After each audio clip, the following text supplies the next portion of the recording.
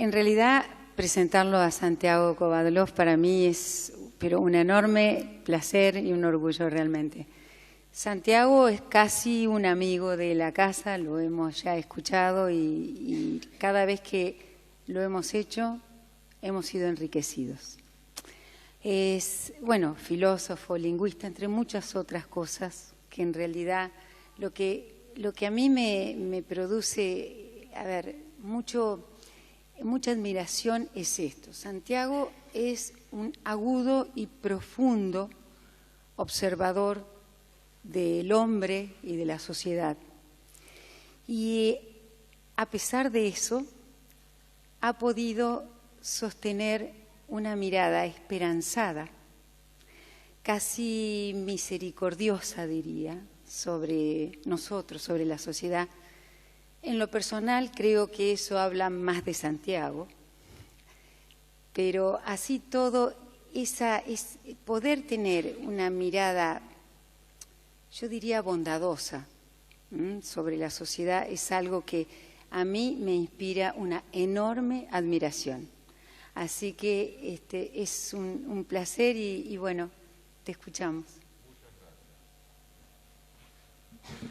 Solo, antes de pasar allí a decirles unas palabras más detenidamente, agradecerles a ustedes en conjunto por la posibilidad de compartir una jornada de reflexión.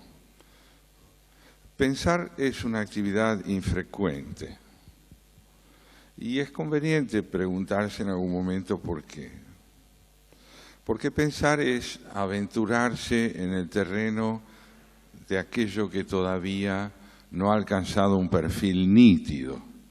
Cuando las cosas alcanzan un perfil demasiado nítido, se asientan, se cristalizan, se convierten en un saber ya constituido y entonces llamamos ideas y sobre todo afirmamos yo tengo una idea, cuando en verdad lo que hacemos es disponer de ideas ya constituidas, de ideas que están asentadas y que circulan en la sociedad. Aprender a pensar es entonces una actividad incierta, riesgosa y de resultados a veces no agradables, porque ponen en evidencia falencias, pobrezas, prejuicios que nos caracterizan tanto como muchas de las virtudes que tenemos. Dado entonces que hoy es una jornada de reflexión y de pensamiento, quiero yo agradecerles a ustedes que en conjunto nos atrevamos a llevarla a cabo, como también a aquellos que me han precedido en el uso de la palabra. Voy a pasar allí para poder hablar mejor.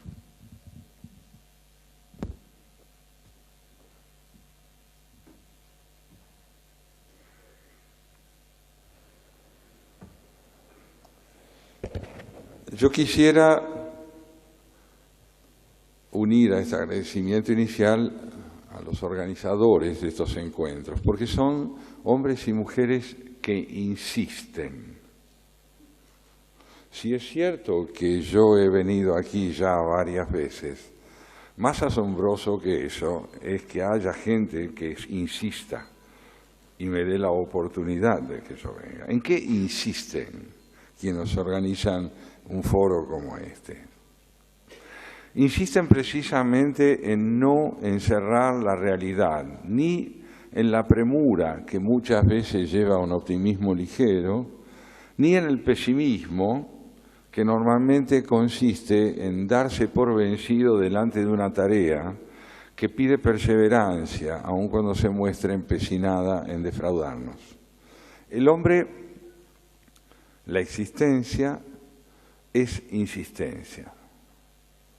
Ninguno de nosotros se va de este mundo habiéndose realizado, si por eso se entiende haber llegado a donde cree que debería.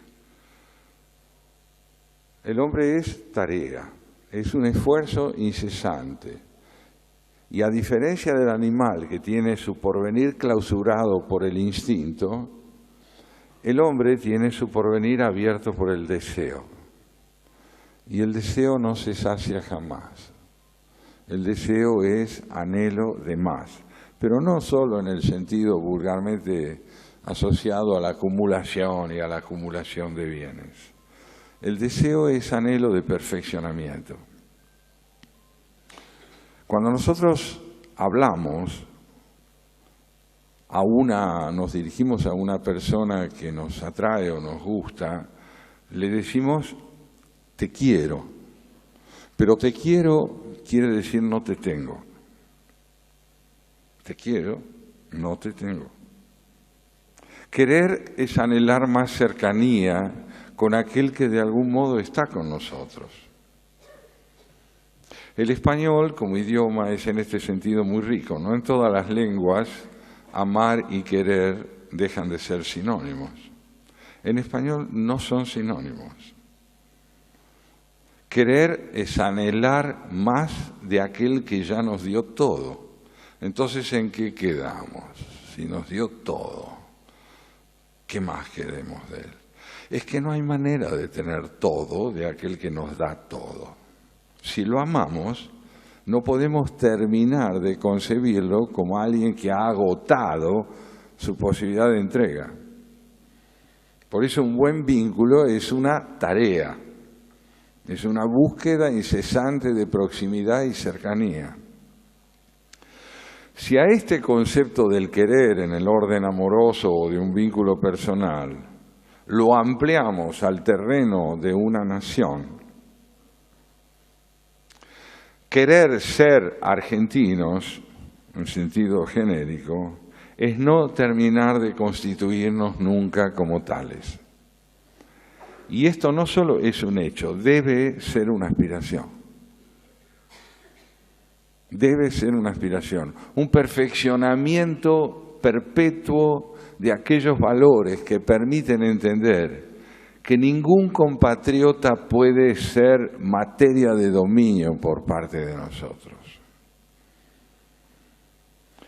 Hubo una frase que se dejó oír en el documental que se nos mostró recién. Es de una mujer. Ella dice, ustedes lo recordarán también como yo, es difícil empezar todos los días. Es difícil empezar todos los días. ¿Y por qué es difícil empezar todos los días? Porque si se empieza todos los días no hay progreso. Si se prosigue todos los días hay progreso. Pero si se está condenado a empezar todos los días es porque no hay porvenir. La condena fundamentalmente padecida por los millones de personas que están expuestas a empezar todos los días es que se las ha privado de porvenir. Cuando se priva a un ser humano de porvenir, se lo clausura como ser humano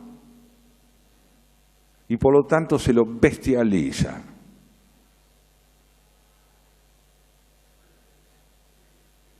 La tragedia de una sociedad que no logra abrir la dimensión del porvenir como dimensión constitutiva de un ser humano, es que es una tragedia que está condenada a dividirse entre amos del porvenir y esclavos del porvenir de esos amos. Los amos del porvenir de aquellos que no lo tienen son aquellos que proceden de manera paternalista, proponiéndoles no un futuro, sino durar. El rasgo distintivo del prebendarismo es que intercambia dependencia por duración.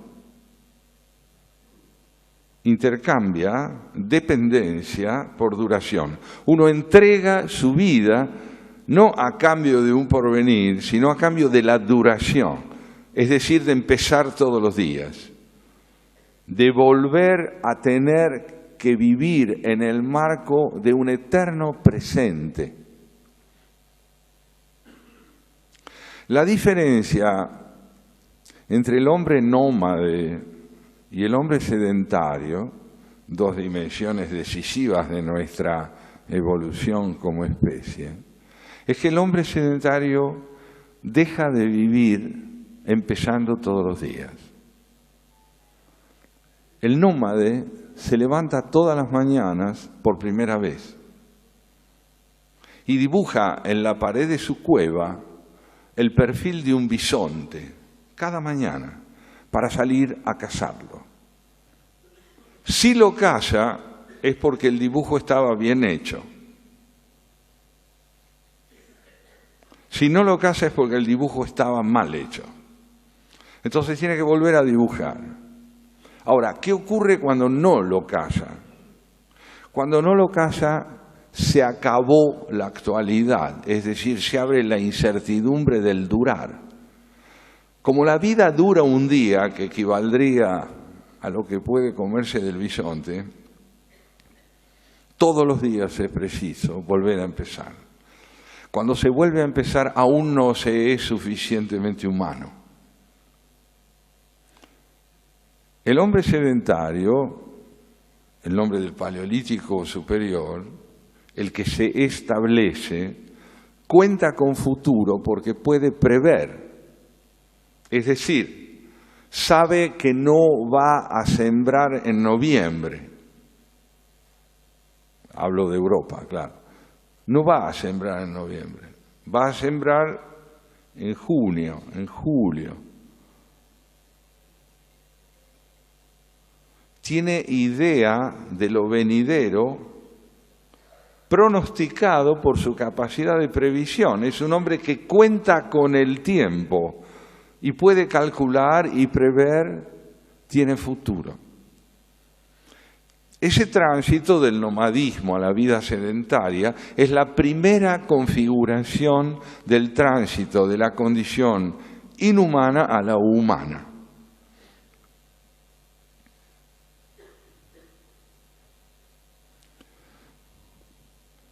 Y se prolonga en las sociedades contemporáneas bajo la forma de los regímenes políticos que apuntan a generar futuro o a condenar a un presente perpetuo. El presente perpetuo como vivencia social se traduce en expresiones cotidianas que todos conocemos y muchos repetimos. Esto no cambia más, esto es siempre lo mismo, ¿qué podés esperar de los políticos? Frases paleolíticas que provienen de sociedades y gobiernos igualmente paleolíticos, porque no abren porvenir, no lo promueven. Vamos a llamar entonces sociedades subdesarrolladas a las que renuncian al porvenir para concebir la acumulación de recursos en manos de unos pocos como la única posibilidad de organización política, es decir, a los demagogos y a los tiranos. ¿Es posible salir de ahí? Es necesario salir de ahí. ¿Qué importa si es posible? Es necesario. Bueno, pero si no es posible. ¿Y quién dijo que solo lo posible se puede realizar? ¿Qué es lo posible? Lo posible es lo que uno alcanza a entender. Aquello que uno cree que sabe cómo es. Eso es lo posible. Y lo imprescindible es aquello que, siendo necesario, aún no ha sido imaginado como camino. Un ejemplo histórico. Proviene de alguien que está olvidado. Ahora voy a explicar por qué está olvidado. Es el general don José de San Martín. Está petrificado San Martín. Está ahí en el mármol, que es la manera más cómoda de olvidarlo. Cuando el general don José de San Martín estaba preparando las tropas para cruzar los Andes y enfrentar a los españoles en Chile y en Perú, había emprendido una tarea que contaba con muy poca credibilidad en el poder y en la sociedad. En el poder porque la primera Junta en general descreía de lo que él se proponía. Y hasta sospechaba de él, ese correntino españolizado que había vuelto a la Argentina para casarse con una chica de la alta aristocracia y vaya a saber en busca de qué. El único que a medias, vagamente, entendía lo que San Martín se había propuesto era el general Pueyrredón. Poco antes de lanzarse al cruce, San Martín, un año y más también, San Martín recibe un correo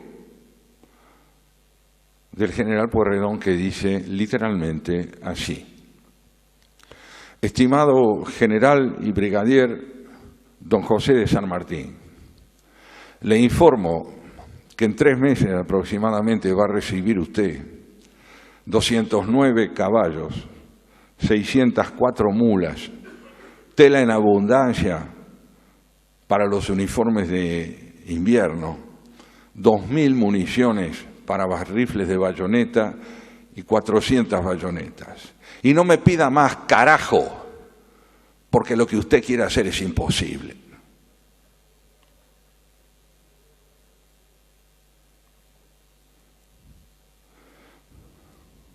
Respuesta del general San Martín. Estimado general Pueyrredón, mucho le agradezco el envío, que espero llegue con premura, pues se acerca el momento de emprender la tarea. Por lo demás, usted tiene razón. Lo que yo quiero hacer es imposible, pero es imprescindible.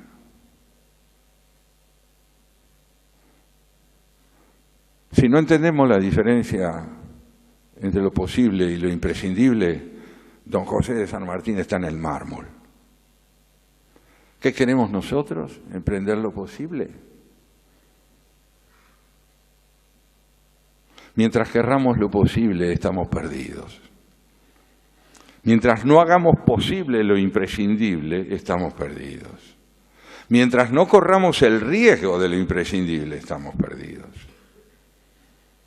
Pero para poder concebir lo imprescindible como aquello que no puede ser soslayado, es imperioso tener el sentido del riesgo fecundo,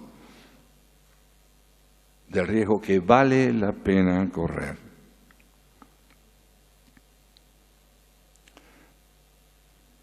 ¿Estaba loco San Martín?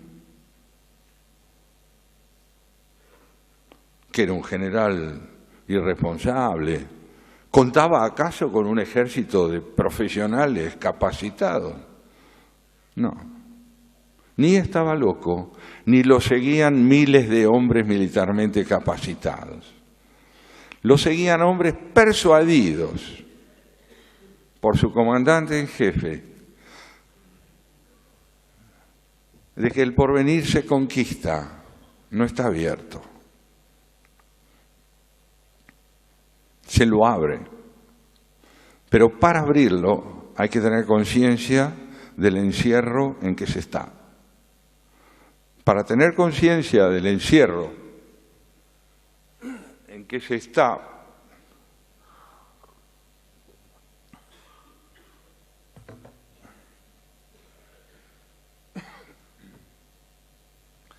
es imperioso saber qué quiere decir la frase: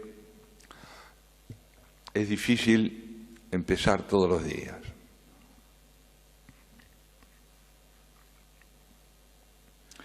¿Qué digo de mí cuando digo es difícil empezar todos los días? ¿A qué me resigno cuando digo como mía la frase es difícil empezar todos los días? Porque hay muchas formas de marginación social. No es solo esa. ¿Acaso esa sea la más evidente? Pero no sé si solamente ella es la más profunda. Hay otra más sutil. Consiste en no tener sensibilidad del porvenir, sino estar inmerso en un presente apático. Apático quiere decir, viene del griego, sin patos. Y patos es pasión, templanza, fuerza.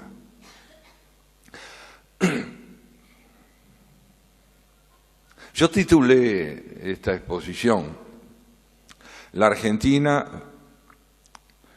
y sus desafíos frente a la realidad contemporánea.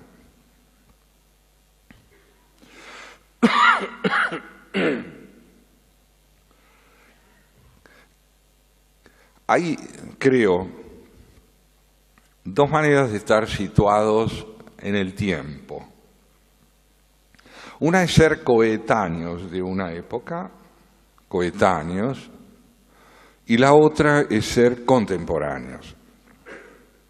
La coetaneidad consiste en la pertenencia cronológica a una generación y a un tiempo. Nosotros somos coetáneos. Digamos, gente nacida entre la segunda mitad del siglo pasado y fines del siglo pasado. Coetáneos. Henos aquí. Somos, cronológicamente hablando, cada uno de nosotros el resultado de una noche afortunada en la que no tuvimos ninguna intervención. Eso es la coetaneidad. ¿Pero qué es la contemporaneidad?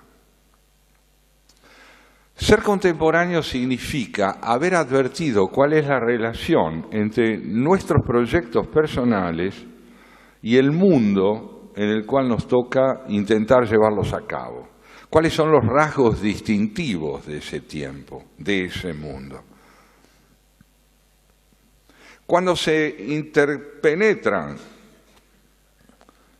los proyectos personales y el discernimiento de los dilemas de nuestro tiempo en el marco de los cuales tenemos que desplegar nuestra propia aptitud y nuestro deseo para avanzar, entonces se produce la irrupción de la contemporaneidad.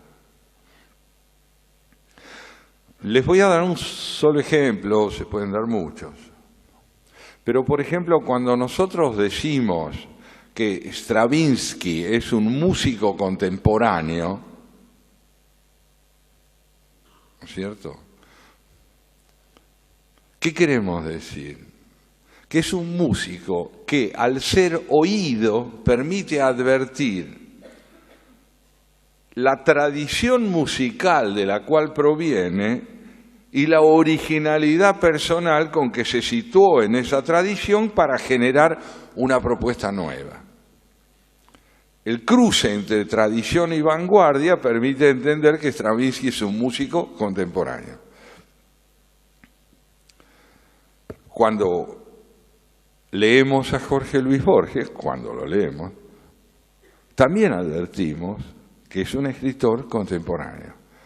Porque en las palabras de él resuena la de William Shakespeare y algo inédito que nunca habíamos oído, que se llama Jorge Luis Borges. Estos cruces son fundamentales porque permiten advertir que cuanto más claro tiene uno la tradición de la cual proviene, es decir, por ejemplo, en el orden nacional, ¿qué es la Argentina en el curso de sus 200 años de historia?, se sitúa mejor frente a lo que se propone hacer que si lo ignorara. Y situarse mejor significa tener sentido de la contemporaneidad. Pero ese sentido de la contemporaneidad puede ser más o menos democrático. Por ejemplo, un caudillo en el siglo XX es alguien que ha entendido muy bien la tradición argentina y la ha capitalizado en favor de un pensamiento totalitario, porque siente que la nuestra es una sociedad donde ese pensamiento autoritario está arraigado y que si se lo sabe mover, motivar y estimular, puede volver a infundirle credibilidad a una propuesta caudillesca. Es decir, con liderazgos personalistas y excluyentes de todo aquello que implique la sumisión de la política a la ley. Eso exige tener sentido de la historia. saber qué es lo que ha hecho de la Argentina durante tanto tiempo un país segmentado, partido, fragmentado, y capitalizar esa cultura del fragmento en función de un liderazgo igualmente remoto como es el caudillismo, que sin duda en nuestro país ha triunfado. Después está la otra postura, la de la otra contemporaneidad, que es la de quienes frente a esa fuerte propensión a situarse en la tradición del fragmento y del caudillismo, optan por un ideal de integración, de interdependencia, de republicanismo. Muy difícil porque tiene menos arraigo en el orden de la experiencia social. O sea, tiene poco arraigo en la experiencia social la sujeción de la política a la ley. Mucho más hondo es el arraigo de la sujeción de la ley a la política. Se trata entonces de una confrontación, y ahora la estamos por vivir en vísperas de la próxima primavera, de una confrontación entre la posibilidad de reinstaurar en el país un modelo populista o trabajar por el perfeccionamiento de un modelo republicano con escaso arraigo en la experiencia histórico-social.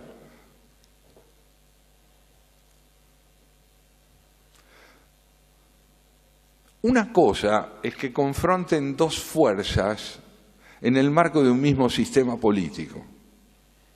Es decir, por ejemplo, una izquierda, una centroizquierda y una centroderecha en el marco de un sistema republicano. Ahí es una cuestión de matices y hasta es beneficiosa la alternancia. Porque el patrimonio común, el bien común, son los valores de la República. Entonces, los que se disputan el poder, sea de un lado o del otro, ratifican la vigencia de un centro.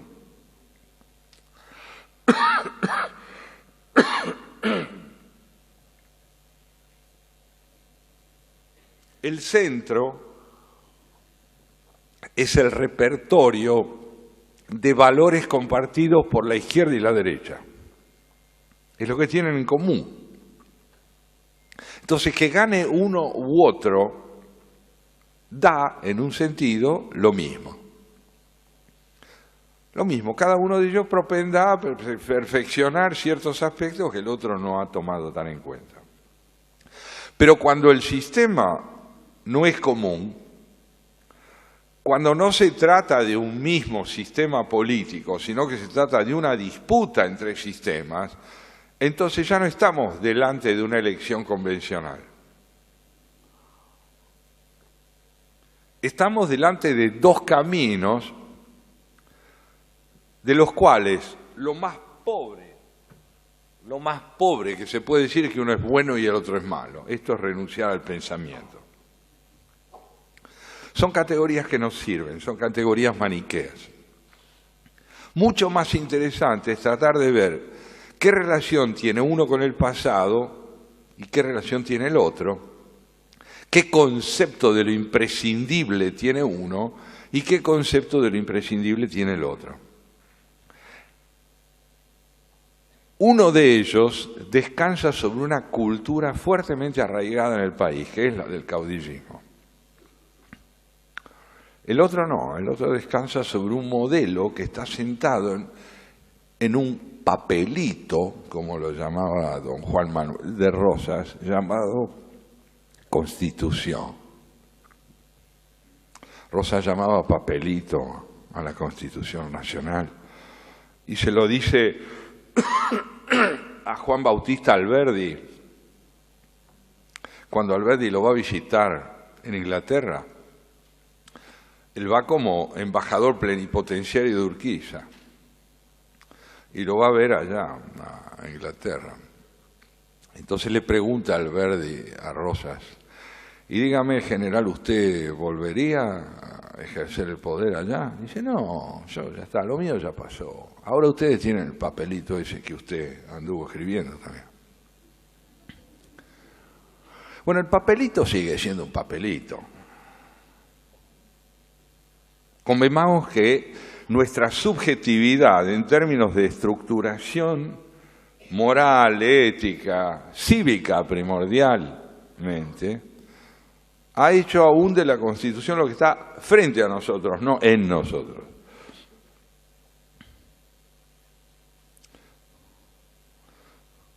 Si la Constitución nos constituyera, se llama Constitución. Si la Constitución nos constituyera, entonces el concepto de lo cívico expuesto a las tentaciones del caudillismo y la fragmentación serían mucho menores. Pero todavía no es así, y porque no es así aún, don Juan Bautista Alberdi no es un autor del siglo XIX, es un autor de fines del siglo XXI. Él está paradito ahí, así, con los brazos cruzados, y dice, che, ¿van a venir? Bueno, él no era tucumano, no creo que dijera che. ¿Van a venir o no van a venir? ¿Se van a acercar o no al papelito?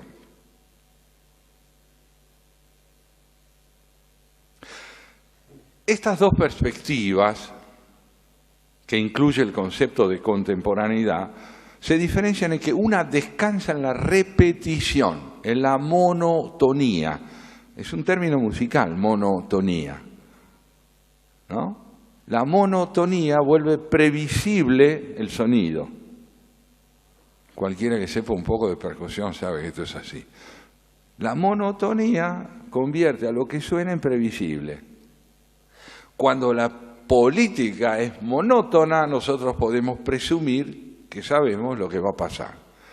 Cuando, estando instalados en una sociedad monótona, irrumpe algo inédito y tiene enormes dificultades para arraigar, lo primero que nos pasa es que nos volvemos impacientes. Ya son 6:10 y todavía la cosa no cambió. No cambió, son 4 años viejos en el poder y los tipos no hicieron nada. Ajá. Yo estoy defendiendo un partido político. No, yo no formo parte de ningún partido político. Yo creo en un modelo republicano.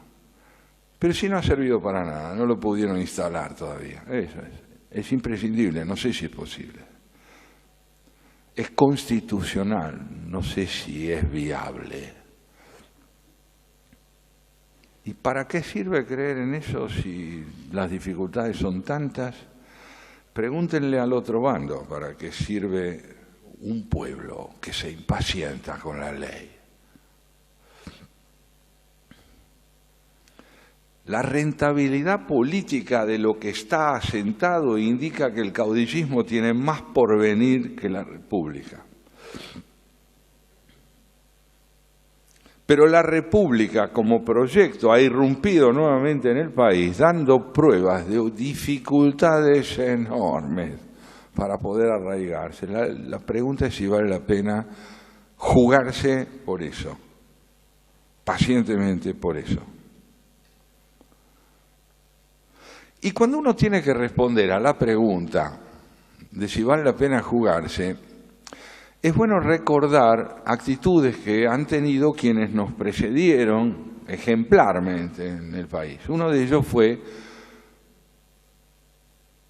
Sarmiento. Otro de ellos fue Manuel Belgrano. A Belgrano se lo puede caracterizar como una de la media docena de figuras que a principios de la segunda década del siglo XIX creían que era posible fundar una nación acá. Una nación. Esto no era una nación. Ni siquiera circulaba la palabra Argentina, no había bandera, no había nada. Había una rebelión contra España, promovida desde Buenos Aires por razones comerciales y económicas, por un grupo de gente que, presionada por la disfuncionalidad del gobierno español, no podía hacer nada y vivía del contrabando. ¿El bando qué decía? Y el bando decía que no se puede negociar con Montevideo, y el contrabando era hacer ese negocio. Era abrirse un camino por donde la ley española lo prohibía. Entonces, una prueba de esto que les digo, de lo que significa tener un ideal y ser un proyecto, la da Belgrano cuando asume la dirigencia del Ejército del Norte, como comandante en jefe del Ejército del Norte, y se encuentra con Güemes. ¿Quién era Güemes? Güemes era un guerrero, un aristócrata, espléndido varón, que vivía conteniendo a los españoles como podía, con la guerrilla. Pero hacía falta un enfrentamiento más estructural con España, que bajaba del norte, entraba por el norte del país nuestro, y estaban avanzando. Entonces el gobierno lo nombra a Belgrano comandante en jefe del Ejército del Norte, y allí se va don Manuel Belgrano. Cuando se conocen, Güemes lo desprecia a Belgrano. Un porteñito que hablaba 3 idiomas, comandante en jefe del ejército. ¿De qué ejército? Tipo, se había distinguido en la resistencia a los ingleses en 1806, pero militar, lo que se dice militar no era. Era un abogado culto. Pero poco a poco el porteñito empieza a demostrar que puede ser un gran general. Es valiente, elabora bien sus derrotas, aprende en términos estratégicos, y poco a poco Güemes va sintiendo una incontenible admiración por él. Cuando Salta se libera de los españoles, Güemes le escribe a Belgrano una carta que dice así: mi querido general y hermano,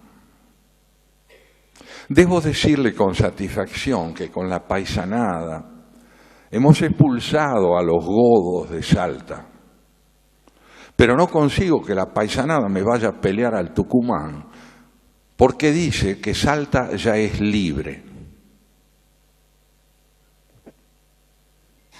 Perfecto razonamiento feudal.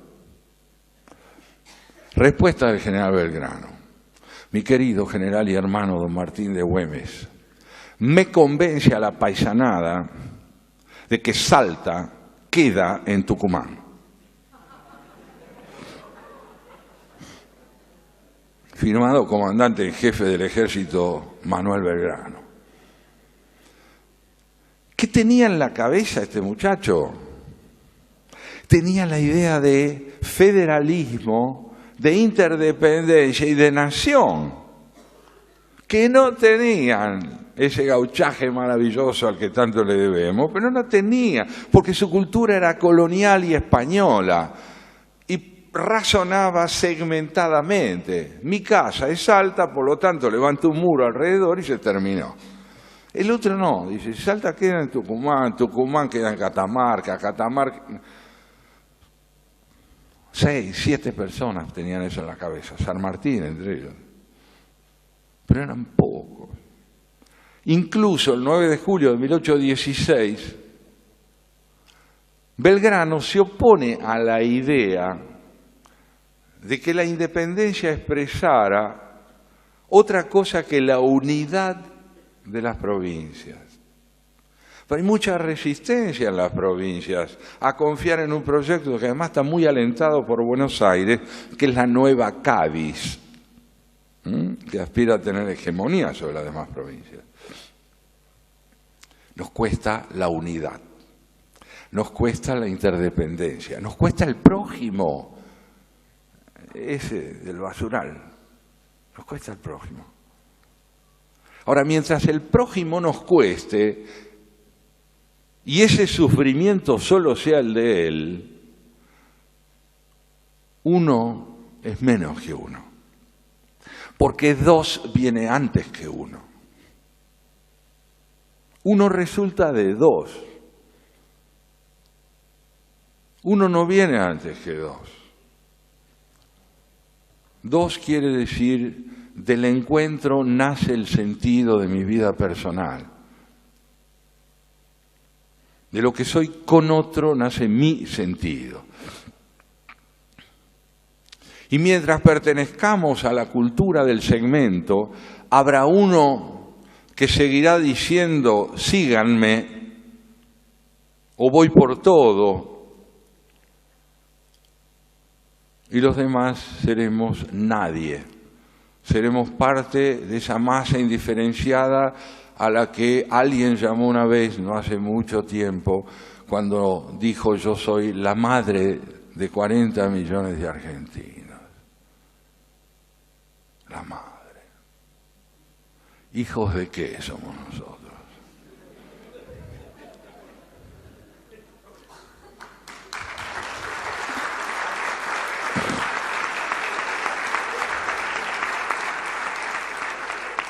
Coetáneos sí, no estamos en la misma época. Contemporáneos no, porque tenemos dos conceptos distintos del país. Uno es Belgrano, otro es el Belgrano del que alguien quiere ser amante, ¿no? Como dijo recientemente. Yo sería amante de Belgrano, esos son proyectos. Después está el ejemplo, ¿no? La posibilidad de entender que el señor Belgrano, Güemes, San Martín, Sarmiento, Vélez Sarsfield, Avellaneda, son deuda. No son nuestros, no aún, porque no hemos cumplido con lo que ellos nos propusieron. Entonces, contraigamos nuestra deuda con la historia como tarea. Hagamos de esa gente que pueda descansar en paz. Que no esté arrebatada por el insomnio del exilio, como tuvo San Martín, como tuvo Sarmiento. O muriendo en la humillación de la soledad más absoluta, como murió Belgrano. O como murió Artigas, teniendo que irse al Paraguay como Sarmiento. Hay que hacer un duelo. Un duelo por nosotros, pero no melancólico. Diciendo, bueno, ¿cuál es la deuda? ¿Cuál es? A ver, vamos a hacer de la educación una herramienta para construir civismo que empiece por retratar la deuda. Entonces no le digamos más a un chico, mira, este es el padre de la patria. Ni padre ni madre, él es el porvenir y te quiere en el porvenir. Enseñémosle que la historia no es el repertorio de cosas que sucedieron, sino de mandatos que nos fueron entregados para ampliarlos, para desarrollarlos, para no terminar de cumplirlos nunca, sino para perfeccionarlos. ¿Qué es una democracia republicana, finalmente? Todo régimen democrático republicano está asentado en un principio de sospecha. ¿Por qué de sospecha? Tiene tres poderes. Creemos saber eso. Uno sabe cuando hace carne. Los tres poderes están ahí para decirle cada uno de ellos a los otros dos, todo no. Estoy yo también. Todo no. Sin mí, el Poder Judicial, no. Conmigo solo, tampoco. Sin legislativo no podemos hacer nada. Con el legislativo solo nos convertimos en una oficina de obsecuencia. Sin ejecutivo no se puede gobernar. Con el ejecutivo solo, el Estado es jibarizado por un concepto del poder que homologa el Estado al partido gobernante. y a una de sus figuras. Sospecha porque parte de la idea de que el hombre puede perfeccionarse, pero no es bueno. Puede ser mejor, pero bueno no es. Bueno no es porque tiene miedo al prójimo y quiere someterlo para liberarse del temor que le inspira. Y la única manera en que puede combatir el miedo a su prójimo, es decir, privilegiar la idea de ser dos antes que uno y para ser uno, es que el poder esté sujeto a la ley. La ley dice juntos. Juntos. La ley, lo que dice la ley esencialmente es juntos. Lo mismo para los dos. Un país que vive fuera de la ley, como Carlos Nino, ese extraordinario hombre del derecho, que falleció hace muchos años ya, y escribió La Argentina, un país fuera de la ley, como Carlos Nino caracterizó a la Argentina, nos está diciendo que la Argentina no está inscripta en el tiempo, porque es monótona y dura. Estamos más cerca del siglo XIX, previo a Alberdi, que en el siglo XXI. No tenemos un buen federalismo, aunque hemos empezado a avanzar un poco en ese sentido. La justicia sigue siendo una herramienta prostibularia del poder político. Y el legislativo supedita el conocimiento de la verdad a la instrumentación de los intereses sectoriales.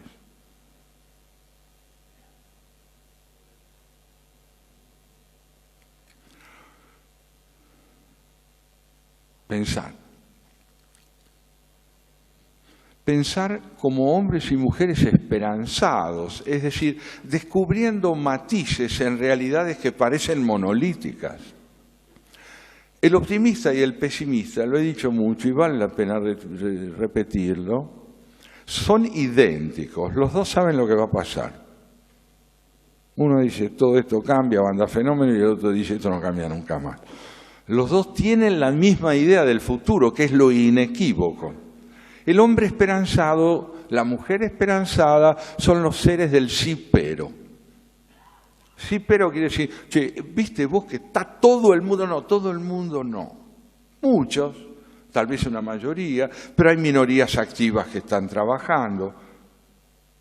Todos los políticos son iguales, no son todos iguales. Hay matices de los que debemos valernos, porque si no caemos en el odio o la idealización. Y la Argentina es un país manipulado por esas dos vivencias centrales, el odio o la idealización. Y la idealización, cuando está manipulada por un dirigente perverso y hábil, permite que se crea cuando dice, yo arreglo todo. Pero, ¿cuánto tiempo requiere arreglar las cosas? Les voy a recordar un discurso de Konrad Adenauer. Tal vez ustedes sepan que Adenauer fue el primer gran presidente que tuvo Alemania después de la Segunda Guerra Mundial.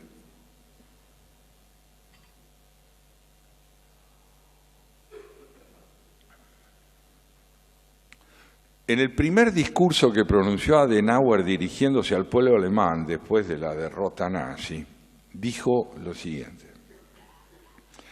compatriotas, las fuerzas aliadas han destruido al nacionalsocialismo. Nosotros, los alemanes, aún no. El nacionalsocialismo está vivo en nuestras costumbres, en nuestros miedos, en nuestro modo de concebir la lengua alemana, en nuestro concepto del porvenir, en la idea de que Alemania es todo, Deutschland über alles, o sea, Alemania ante todo. Aún no hemos derrotado nosotros al nacionalsocialismo. Y no lo haremos sino trabajando por lo menos 2 décadas, 3 generaciones, la de hoy, nuestros hijos y nuestros nietos, para tratar de expurgar la cultura alemana de ese concepto de la identidad de nuestro pueblo que le insufló el nazismo. Si ustedes están dispuestos a poner empeño en esta tarea, seremos libres. Y entonces podemos decirle a los aliados, de igual a igual, cuentan con nosotros.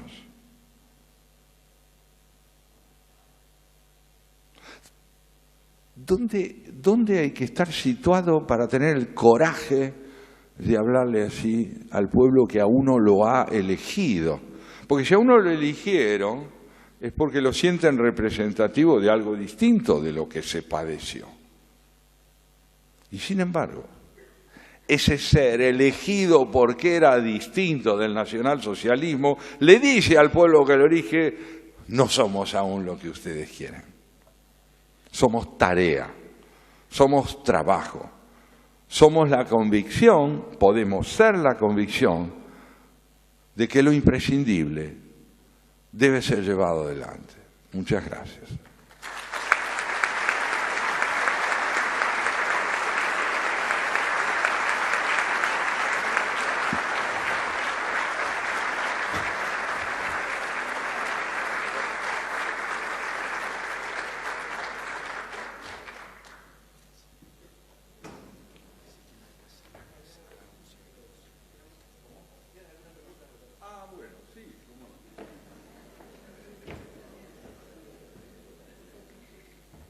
En realidad, no quisiera abusar realmente porque ha sido, me parece, extensa y brillante la conferencia que nos acaba de dar. Yo lo único que trato de imaginar es si hay algo, si hay algún camino que podamos abonar, que podamos facilitar para que ese concepto de república sea apropiado por la sociedad, que es la única manera de saldar la deuda que tenemos con nuestros patriotas y de pensar que podemos realmente pasar a otra instancia, hacerlo propio, ¿no? Que deje de ser un papelito.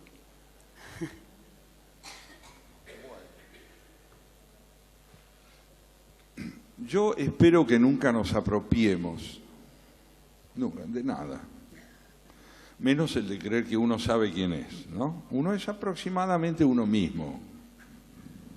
Y cada tanto, cuando nos miramos en el espejo, sería conveniente tratarse de usted. Eso, digamos que es un desconocido familiar uno, ¿no? Apropiarnos no. Entonces, ¿cómo podemos avanzar en la dirección de un ideal imprescindible si no es a través de la política? La política es el recurso que una sociedad tiene para hundirse y naufragar o para crecer y desplegarse a través de políticas de Estado. Las políticas de Estado suponen algo extraordinario y es que las diferencias interpartidarias son diferencias en el marco de un bien común compartido, ¿no? Es, para ir a una analogía fácil, es como un matrimonio en el cual la pareja triunfa cuando el desacuerdo no es catastrófico, ¿no? Digamos, no coincidimos, pero nos queremos. Y podemos discutir y podemos avanzar. En consecuencia, hoy tenemos, creo yo, la oportunidad de advertir que hay un proyecto temblorosamente republicano en la Argentina. Nada de idealizaciones. Hay alguien que dice la ley viene antes del poder y el poder debe estar sujeto a la ley. Y la prueba de que esto es así se llama Carlos Rosenkrantz, que es el presidente, ¿no es cierto?, del más alto de la Corte Suprema de la Nación. De Carlos Rosenkrantz, que si estuviera aquí me prohibiría hablar de él, De Carlos Rosenkrantz se puede decir que es un hombre para el cual la ley, como eje vertebrador de la vida comunitaria, no puede ser discutido.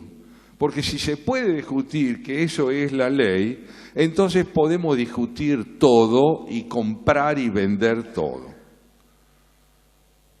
La ley es la Biblia, ¿no? En el sentido político de la palabra tiene su equivalencia ahí. Trabajar por el desarrollo de un proyecto vacilante de república es algo que debe propender a su afianzamiento transgeneracional. Yo creo que harán falta, si ese camino de políticas de Estado se mantiene, 2 o 3 generaciones para que deje de ser asombroso y pase a ser relativamente natural vivir dentro de la ley. Ah, pero entonces yo no lo voy a ver. ¿Y quién sos vos para verlo? ¿Quién somos nosotros para ver el fruto de lo que tenemos el deber de empezar? Belgrano decía, lo que yo sueño será realidad dentro de 50 años. Y tenía razón, en 1856 la Constitución empezaba a tener alguna vigencia en el país. Pero saber esperar no es resignarse, es trabajar para que sobrevenga aquello que se quiere. Cuando una mujer espera un hijo, no dice 9 meses son mucho. Es una locura decir son muchos. Es el tiempo de la maduración razonable. Uno da a luz si sabe esperar. Y la República exige que nos pongamos en la cabeza que el eje fundamental de lo que debemos llevar adelante es un acuerdo intersectorial que haga posible la preeminencia del proyecto republicano. Primero, a través de gente de diferentes tendencias políticas que converja en la idea de que la República es imprescindible. ¿Será posible? Es imprescindible. Cuando hace poco el actual gobernador, o el gobernador que acaba de ganar en Córdoba, Schiaretti, dijo, no habrá republicanismo sin el peronismo, ni habrá peronismo que no sea republicano. Yo no oí eso en toda mi vida. Pero, que dijo una gran verdad, la dijo. Si no hay convergencia entre quienes no piensan lo mismo, puede haber convergencia entre quienes necesitan lo mismo. Pero para esto tiene que haber transformaciones muy profundas y reaparecer partidos políticos significativos. Hoy vivimos en un mundo de partidos políticos esfumados, donde hay liderazgos personalistas. Hombres y mujeres que cautivan o dejan de cautivar. Pero ¿dónde están los programas de trabajo? Me contaba una funcionaria de la embajada alemana que ellos nunca saben quiénes van a ser los candidatos en las elecciones. Entran a internet, buscan el programa del partido y votan el programa. Después aparece aquel que o aquella que lo tiene que ejecutar. Bueno, nosotros no, todavía no podemos. Todavía no hemos derrotado el caudillismo. Entonces, continuidad en el tiempo, acuerdo intersectorial, políticas de Estado de mediano y largo plazo, sostenidas por uno u otro partido dentro de la convergencia. ¿Y usted está seguro que eso es posible? No, es necesario. Y vale la pena luchar por lo necesario sin saber que es posible. Y depende, ¿qué entiende usted por dignidad? Por dignidad. ¿En qué quiere invertir usted su tiempo? ¿Quiere usted un triunfo estentorio que corone su vida con un ataúd dorado? ¿O prefiere usted ser recordado como una persona que insistió? Cuando Sarmiento tenía en mente el proyecto de la educación pública, fue boicoteado por la gente que no entendía de qué se trataba, y desde el gobierno también, porque lo veían como una medida demagógica. De ahí venimos todos, de la educación pública. En suma, esa es mi convicción acerca de la tarea, del tiempo entendido como tarea. Muchas gracias.